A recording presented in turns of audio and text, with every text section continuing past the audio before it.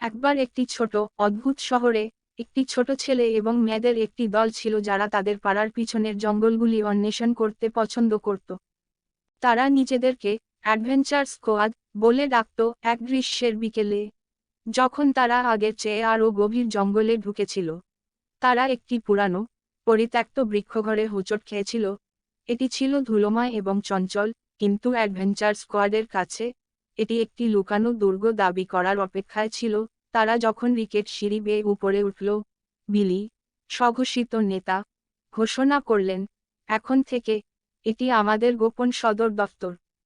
অন্যরা উল্লাস করেছিল, যদিও স্যালি মাকড়সার জাল দেখে কিছুটা ভয় পেয়েছিলেন। ভিতরে তারা একটি ধুলোবালি পুরানো কাণ্ড খুঁজে পেয়েছিল। প্রশস্ত চোখ দিয়ে তারা ধন খুঁজে পাওয়ার আশায় এটি খুলল। পরিবর্তে তারা নির্বোধ টুপি এবং পোশাকের সংগ্রহ আবিষ্কার করেছে। সেখানে জলদস্যুদের টুপি, ক্লাউন নজ, এমনকি একটি বিশাল চিকেন শুটও ছিল।